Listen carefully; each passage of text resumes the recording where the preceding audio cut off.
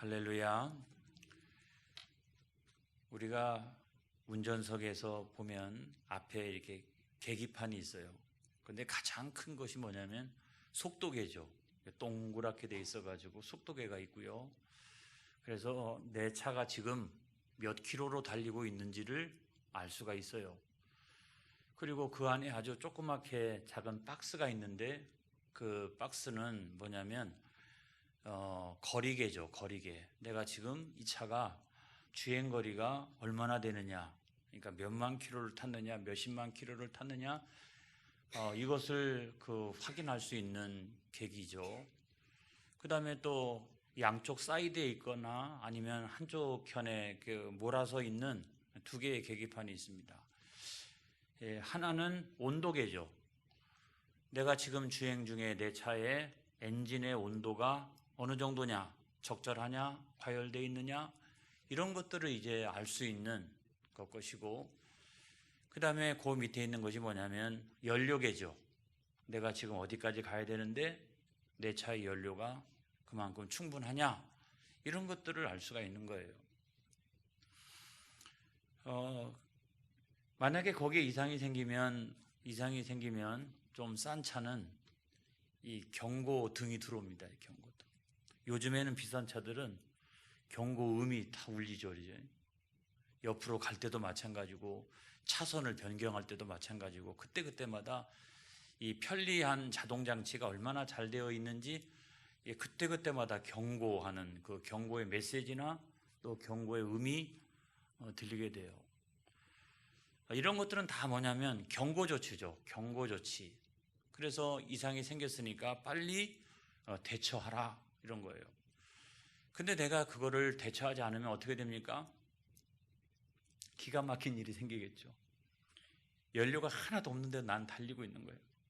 막 속도가 200km 막 이렇게 되고, 엔진은 과열돼 가지고 지금 폭발 직전인데도 그것도 모르고 나는 막 달려가고 있고, 그렇게 하다가 사고 나는 거예요. 그렇게 하다가 죽는 거예요. 여러분, 율법이라고 하는 게 뭐냐? 율법이라고 하는 것은 그런 경고 조치와 같다는 거예요. 내가 영적으로 얼마나 위험한 상태에 있는지 나는 잘 몰라요, 여러분. 내가 내 마음대로 죄짓고 살아가면서도 내가 얼마나 영적으로 지금 위험한 상태에 있는지를 내가 잘 몰라요. 근데 율법은 뭐냐면 거기에 정말 우리들에게 경고 조치를 해주고 있다는 거예요. 너는 죄 가운데 있어. 너는 정말 철저한 죄인이야. 이런 것들을 깨달을 수 있도록 해주고요. 그렇기 때문에 예수 그리스도 안에서 성령의 충만함을 받고 다시 구원의 길을 향하여, 다시 은혜의 길을 향하여 달려갈 수 있도록 우리를 돕는 것이 율법이에요. 내 인생이니까 뭐 내 마음대로 할래. 내 인생 차니까 내 마음대로 할래. 그러다가 사고 나는 거예요. 그러다가 영적으로는 이미 파산 상태가 되어지고 죽게 되는 거예요. 그러니까 이 율법이라고 하는 것을 자동차에 비유해서 생각해 보면 이 율법이 얼마나 중요한가 하는 것을 다시 인식하는 오늘 이 저녁이 되었으면 좋겠어요. 우리가 복음만 중요하다, 율법 중요하지 않다라고 생각하면 안 돼요, 여러분. 이 율법이 아주 그냥 날선 검처럼 살아있기 때문에 우리는 복음 앞에 나갈 수가 있는 거예요. 우리는 그리스도 예수 앞에 무릎을 꿇을 수가 있는 거예요. 그래서 율법을 절대로 우습게 여기면 안 된다. 율법은 아주 매우 중요하다. 오늘 귀한 저녁 이것을 우리가 살펴보면서 은혜를 나누었으면 좋겠어요. 여러분, 하나님의 율법은 그 폭이요 굉장히 넓어요. 우리가 보통 율법이라고 이야기할 때는 뭘 갖고 얘기합니까? 보통 뭘 갖고 얘기하죠? 모세오경, 그죠? 모세오경을 율법이라고 얘기합니다. 율법. 물론 맞는 말입니다. 그렇지만 더 크게 이렇게 보면은 하나님의 특별하신 계시, 하나님의 기록된 계시, 성경 전체를 하나님의 말씀이요 또는 율법이라고 말합니다. 근데 우리가 여기에 잘 순종하느냐 순종하지 않느냐 이거에 따라서 뭐가 갈리느냐? 축복과 저주가 갈려요. 그거를 잘 나타내주고 있는 하나님의 말씀이 뭐냐면 신명기서잖아요. 신명기서. 너희는 명심하라. 신명, 이렇게 명심하라 이런 거죠. 특별히 신명기서에서도 11장 27절로 28절 여러분들이 나중에 한번 찾아보세요. 그리고 저 유명한 신명기 28장 거기에는 우리가 순종하면 복이요 불순종하면 저주요 이것으로 아주 꽉 차 있어요. 신명기서 전체가 우리들에게 그것을 말씀해 주고 있어요. 여러분, 우리가 구원받는 것은 행위로 받는 게 아니죠. 구원은 내가 오직 은혜, 오직 믿음 이걸 갖고 구원을 받아요.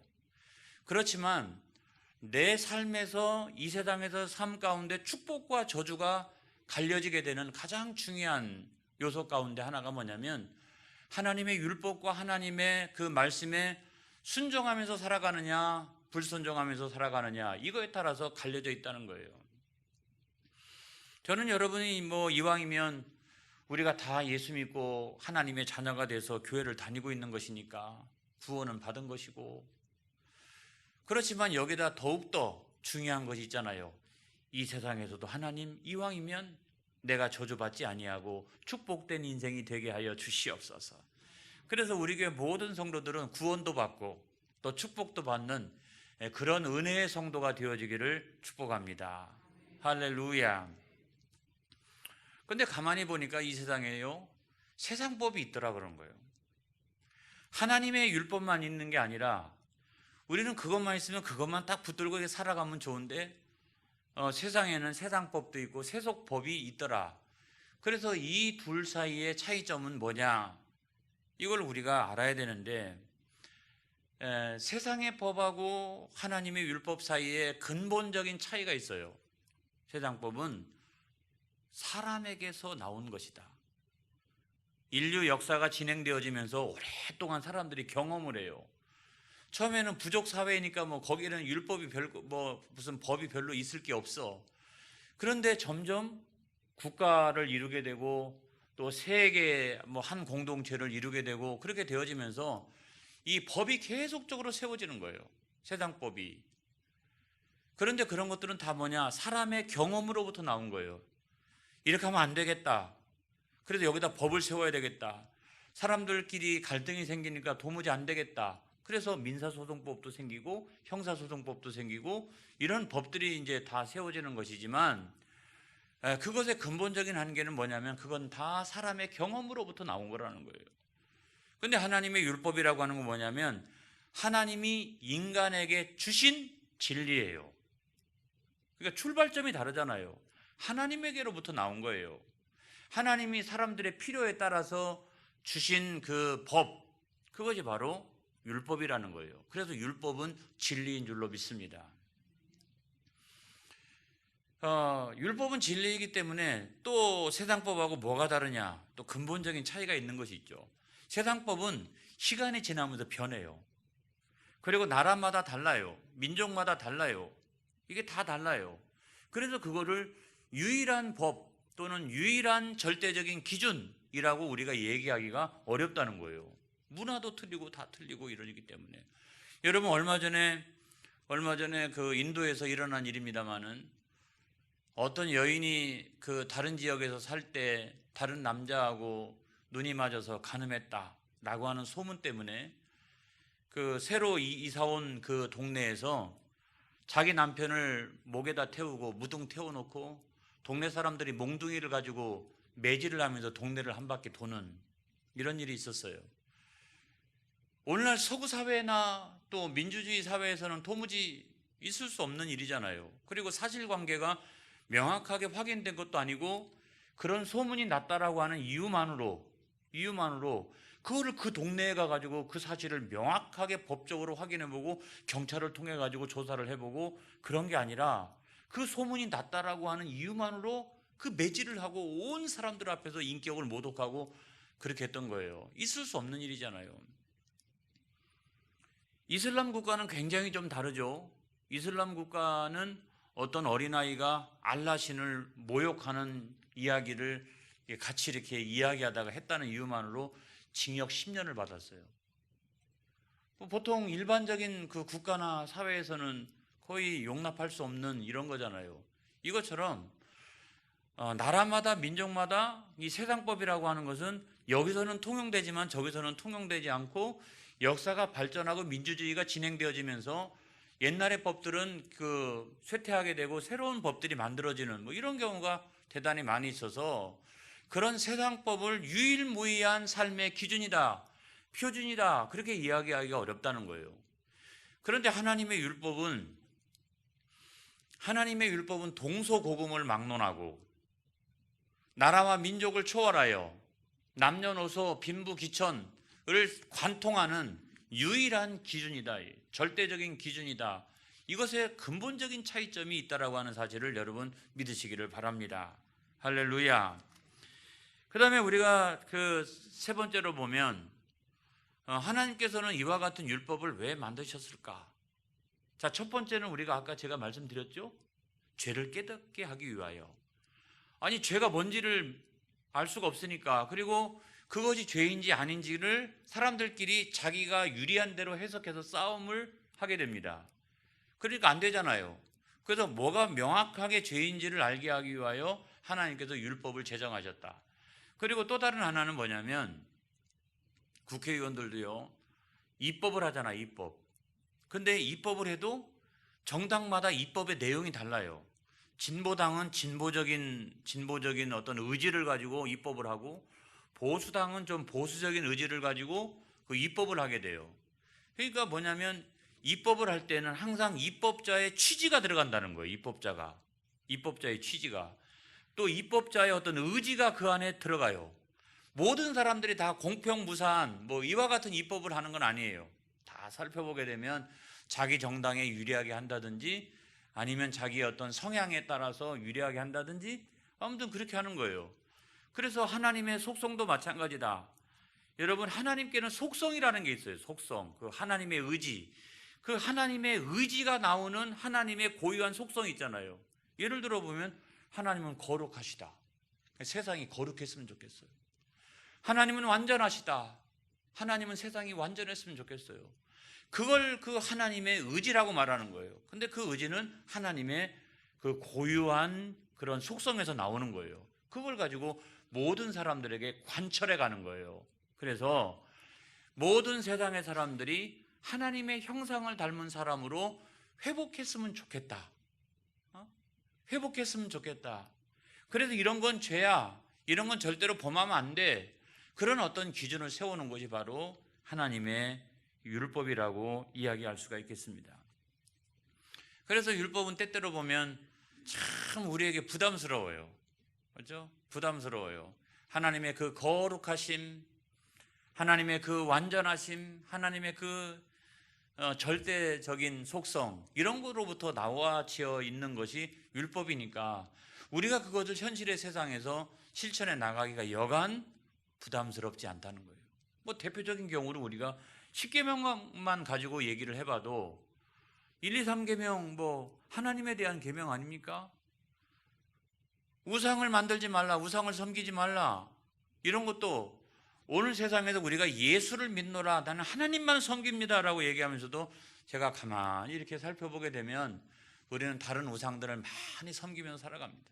물질의 우상도 섬기고, 또 자식이라고 하는 우상도 섬기고, 또는 가족이라고 하는 우상도 섬기고, 나의 의라고 하는 우상도 섬기고, 그래 나는 하나님만 섬긴대요. 근데 가만히 따지고 보면 그러지 않아요. 그렇기 때문에 이 10계명을 잘 지켜나가는 것이 쉬운 것이 아니라는 거예요. 안식일을 지켜라, 주일을 범하지 말라 그러잖아요. 그런데 우리는 별것 아닌 일들 때문에 주일을 범하는 경우가 많이 있죠. 저는 거기서부터 알곡과 가라지가 점점점 나눠지는 것이 아닌가, 이런 생각이 들어요. 기본적으로 하나님 앞에 마땅히 드려야 될 예배, 이거를 소홀히 하면서부터 우리는 점점점 갈라지기 시작을 하는 거죠. 그 다음에 우리가 뭐 부모를 공경하라, 핵가족 시대가 되면 될수록 부모 공경하기가 어렵잖아요. 그렇지만 여러분, 진리라고 믿으시기를 바랍니다. 하나님의 율법은 진리인 거예요. 사람으로부터 나온 게 아니에요. 시대에 따라서 변화되어질 수 있는 게 아니에요. 그래서 마땅히 거리가 있더라도 부모는 공경해야 되는 거예요. 부모 공경해야 된다. 근데 그렇지 못한 그런 환경 가운데 우리가 살아가고 있죠. 살인하지 말라. 예수 믿는 사람이 어디가 살인하겠어요? 그 다음에 뭐 간음하지 말라. 근데 간음을 영적인 측면으로 생각해 보면 하나님 이외에 다른 우상을 섬기고 있으면 영적인 간음을 하고 있는 거 아니겠어요? 오늘날도 엄격하게 이야기하면 예수 믿는 사람들 가운데서도 많이 이렇게 우리가 영적인 간음에 빠져서 살아가는 경우가 많이 있다. 도둑질하지 말라. 예수 믿는 사람이 어디가 도둑질하겠어요? 저는 믿어요. 그렇지만 또 거짓 증거하지 마라. 근데 자기의 유불리에 따라 가지고 얼마든지 거짓 증거하는 경우도 얼마나 많이 있습니까? 팩트가 뭐냐 이것보다도 그냥 막 이렇게 거짓 증거하고 그것이 맞다고 그러고 이런 경우가 여러분 얼마나 많이 있어요. 예수 믿어도 그렇다. 그런데 그 율법의 한 조항 한 조항이 우리가 구체적으로 보면 얼마나 부담스러운가. 그런데 십계명만 있느냐? 십계명만 있느냐? 율법을 성경에서 다 뽑아보면 613개 조항에 달하고 있어요. 굉장히 많죠. 그리고 이것들을 세분화해가지고 그 한 조항 한 조항을 어떻게 지킬 거냐 여러 가지 경우에 그러면 이거는 1000개도 넘고 이것은 10,000개도 넘는 거예요. 그런데 거기서 하라라고 하는 것은 248개, 하지 마라 365개 이렇게 되어 있죠. 그래서 어떤 사람들이 이제 그런 비유를 들어서 설명하고 여러분도 잘 아는 이야기입니다만은 사람의 뼈마디가 248개로 되어 있다.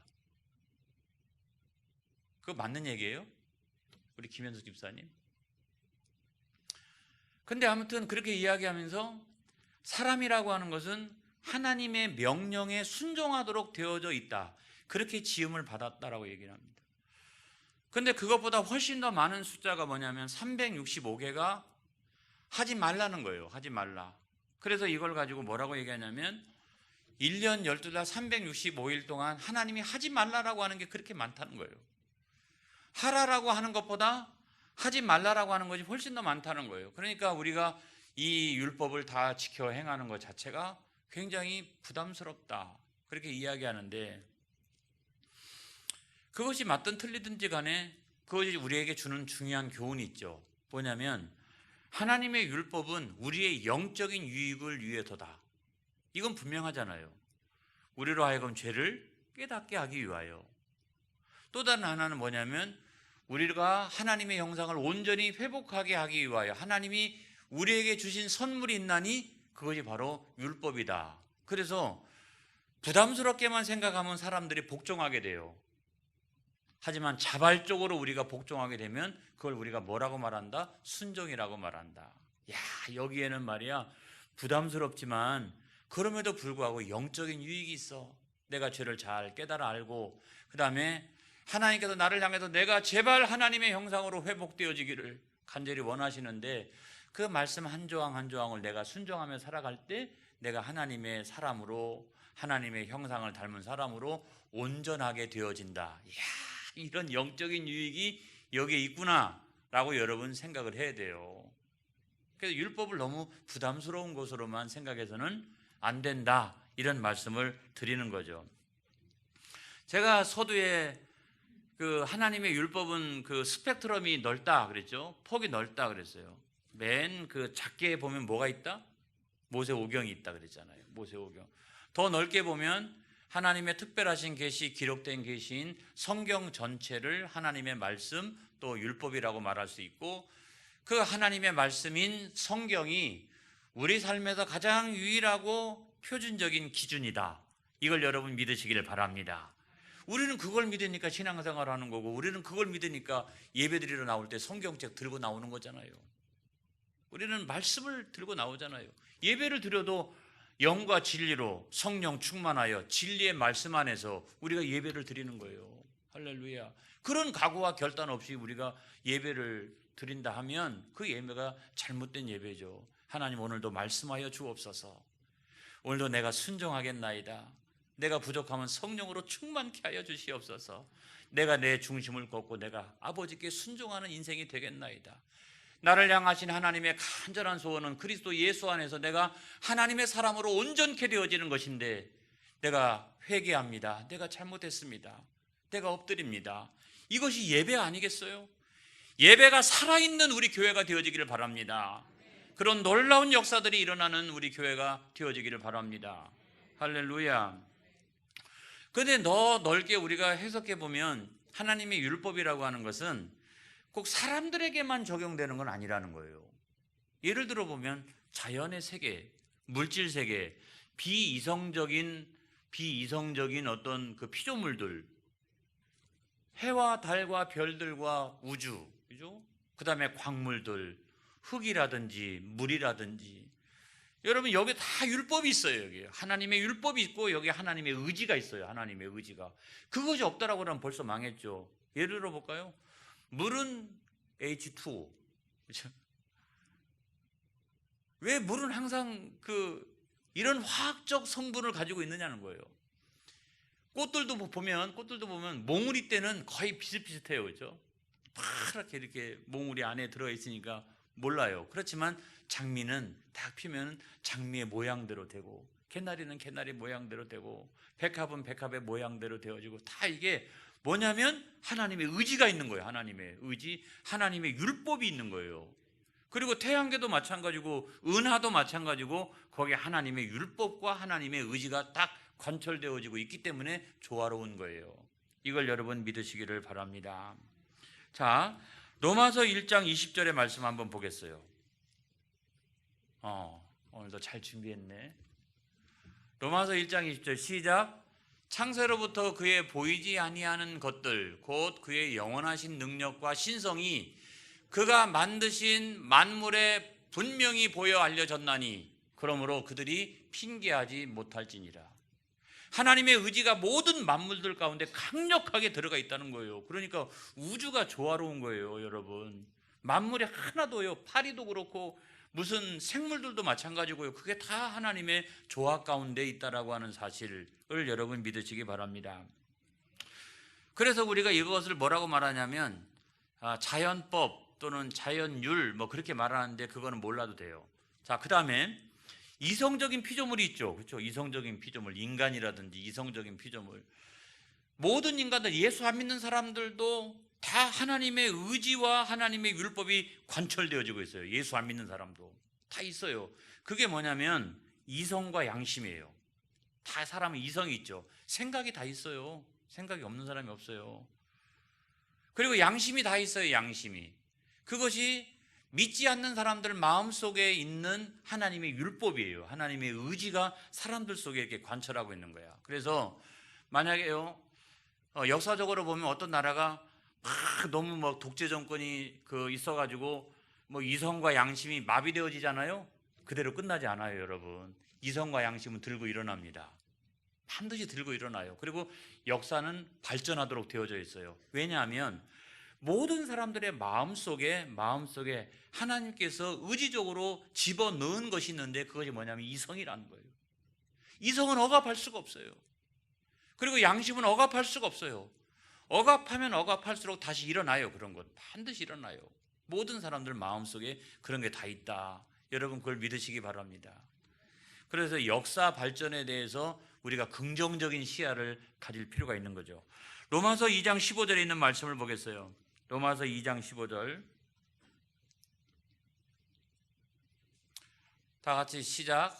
이런 이들은 그 양심이 증거가 되어 그 생각들이 서로 혹은 고발하며 혹은 변명하여 그 마음에 새긴 율법의 행위를 나타내느니라. 나도 모르는 사이에 나는 하나님 안 믿어, 나는 예수하고 상관없어. 그런데도 그 사람 안에 하나님이 창조하신 하나님의 율법이 있어서 그것이 드러난다는 거예요. 그게 드러난다는 거예요. 모든 사람들 속에 있어요. 그래서 로마서 2장 14절 다시 한번 보겠습니다. 이방인들에 대하여 시작. 율법 없는 이방인이 본성으로 율법의 일을 행할 때에는 이 사람은 율법이 없어도 자기가 자기에게 율법이 되나니. 자기가 나는 율법이 없는 사람이야. 그런데도 불구하고 이미 그 안에 있는 하나님의 율법대로 행동을 하게 된다는 거예요. 놀라운 일이죠. 그러니까 이 역사가 이렇게 운영이 되어지는 거예요. 죄짓고 나쁜 사람도 있지만 그렇지 않고 역사가 이렇게 조화 가운데 이렇게 진행되어지는 이유가 거기 있다는 거예요. 이걸 믿으시기를 주님의 이름으로 축원합니다. 그래서 모든 사람들 가운데는 그 양심과 이성이 다 있기 때문에 거의 모르고서 죄짓는 경우는 거의 사실은 많지 않아요. 내가 실수하고 내가 부지 중에 잘못할 수 있어요. 그렇지만 대부분 경우는 이미 내 안에 뭐가 있다? 이성이 있다. 이성이 있어요. 내 안에 뭐가 있다? 양심이 있어요. 그래서 양심이 꺼리끼면서도 그런 일을 하는 거예요.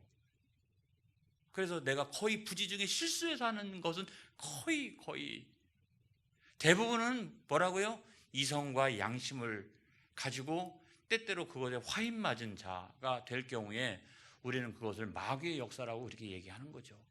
마귀의 역사라고. 자, 이런 거 말고 우리는 그 현재에서 우리는 이 그 성문적인 율법을 가지고 있어요. 기록된 율법을 가지고 있어요. 하나님 아버지 그러면 뭐 자연 세계에도 있는 그 율법, 그다음에 믿지 않는 사람들 가운데도 있는 그 율법만 주시면 되지 뭐 우리한테 굳이 이런 기록된 계시 또 특별한 계시를 우리에게 뭐하러 주셨나이까? 그런데 여기에 큰 문제가 있어요. 이런 기본적인 율법, 자연이나 믿지 않는 사람들 속에 주셨던 하나님의 기본적인 율법을 가지고는 사람들이 죄에 대하여 경성하지 못합니다. 죄에 대하여. 그 다음에 또 다른 하나는 뭐냐면 구원을 간절히 사모할 수가 없어요. 구원을. 여러분 장미를 보면서 예쁘다 이런 생각을 하는데 장미 보면서 내가 죄인이다. 장미가 이렇게 몽우리 때부터 펴가지고 활짝 필 때까지 그거를 계속 지켜보면서 나는 죄인이다. 그러면서 죄를 깨닫고 내가 하나님의 형상을 본받아야 되겠다. 내가 구원의 길로 은혜의 길로 나가야 되겠다 라고 생각하는 사람은 한 수십 년 동안 돛 닦는 사람들밖에 없어요.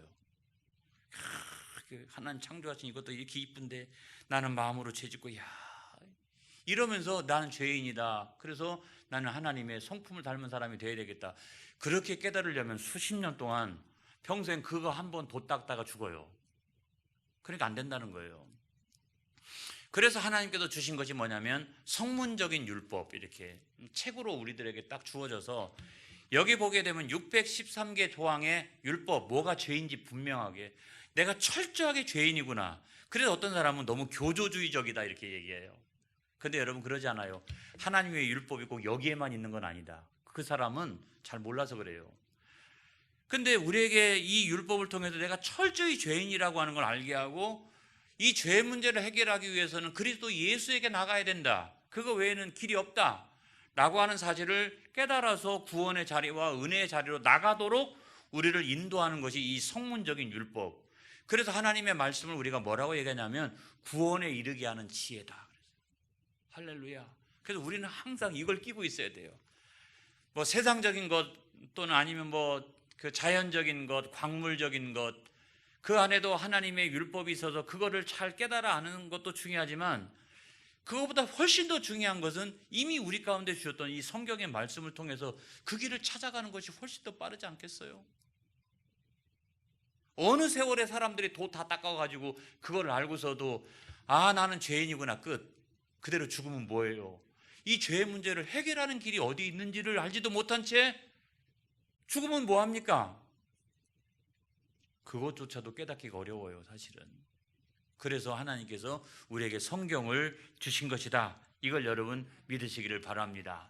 그래서 성경 안에는 두 가지 법이 있는데 하나가 도덕법이에요. 그래서 성경을 우리가 읽다가 보면은 하라 하지 마라 이런 것도 있고 그다음에 이 도덕법 예를 들어 보면 십계명 이런 거죠. 십계명 이런 거 다 그다음에 신약 시대에 와 가지고는 예수님께서 하나님 사랑과 이웃 사랑 이런 것들이 다 이게 뭐냐면 도덕적인 그런 법률이죠. 그 다음에 또 하나는 뭐냐면 의식법이 있어요. 의식법. 그거는 이런 거죠. 마땅히 하나님 앞에 그러므로 예배 드려야 된다.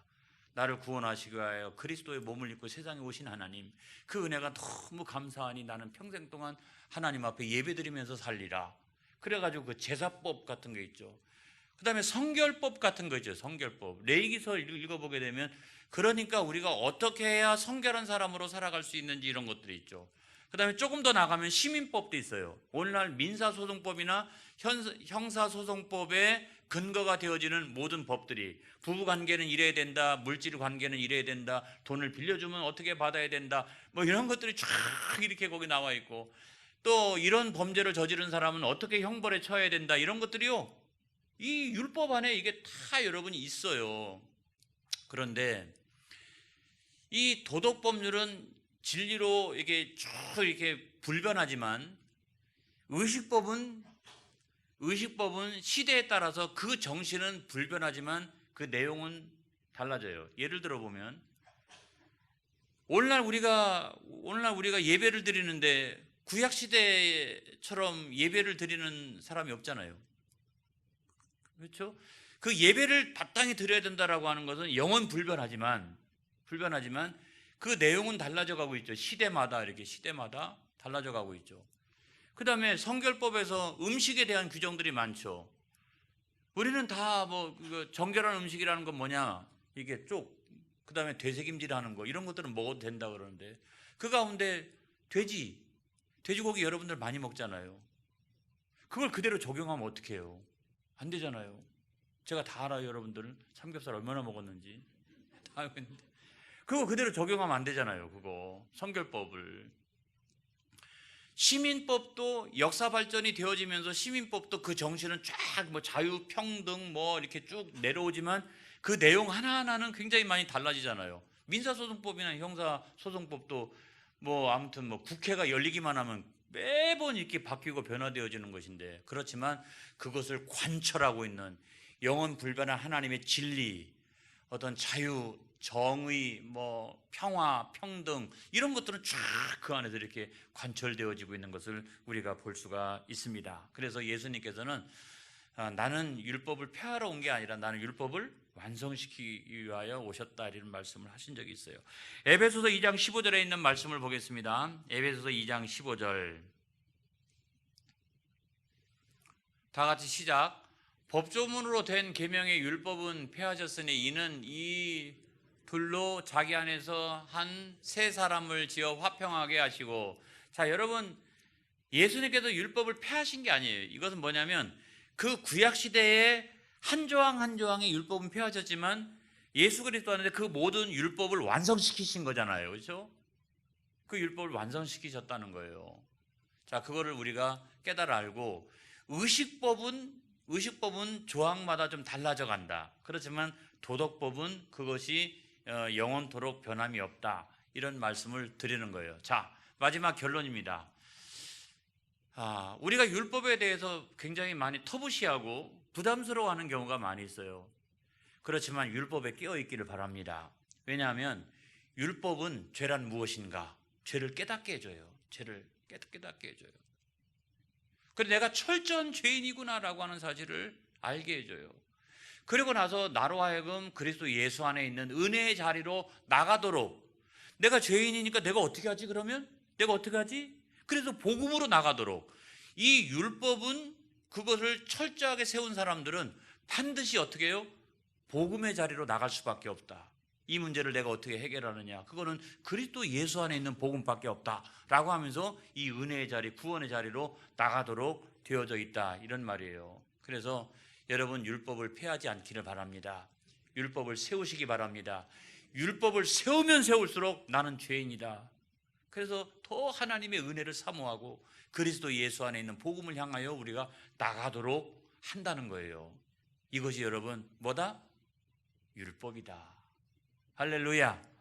여러분들이 제가 보니까 잘 이해가 된 것 같아요. 기도하겠습니다.